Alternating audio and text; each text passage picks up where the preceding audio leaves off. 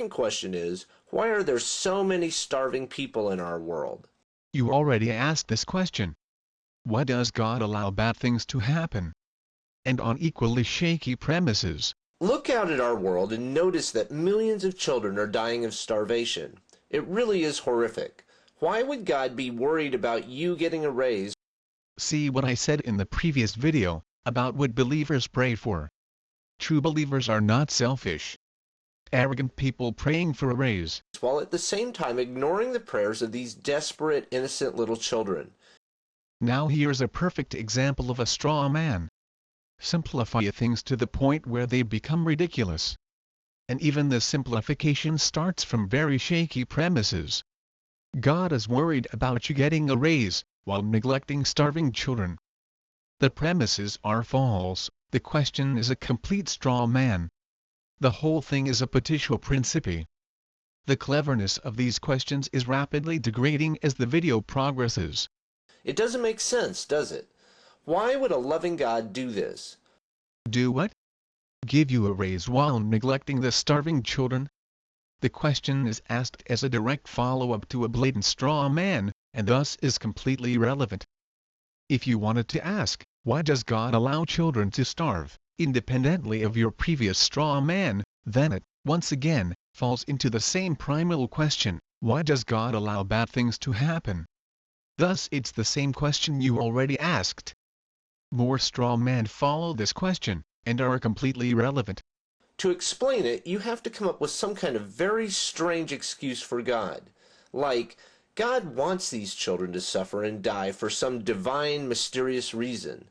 Then you push it out of your mind because it absolutely does not fit with your view of a loving, caring God. Again, we must address free will. If you would simply grasp this concept, it would answer a lot of your questions.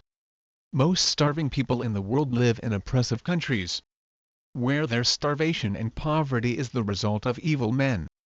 God gives man free will to do what he pleases.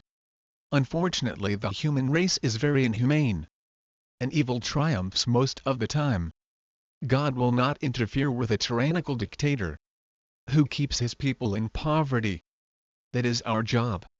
People are starving around the world because people let them starve, not because God has chosen them to starve. Evil triumphs when good men do nothing. I would also point out that it is believers, not atheists, who do the most to help the impoverished. The world is not what God wants it to be. It is what man has made it. In fact, I dare to say, if the world were populated only by believers in Yahweh, that there would be no starving people. And I know what you're thinking, America is not an evil or oppressive state and we have starving people.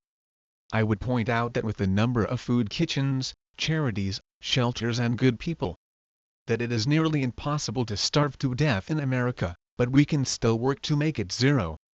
If you're truly concerned about this, I will suggest donating to a charity, volunteering, or something along those lines.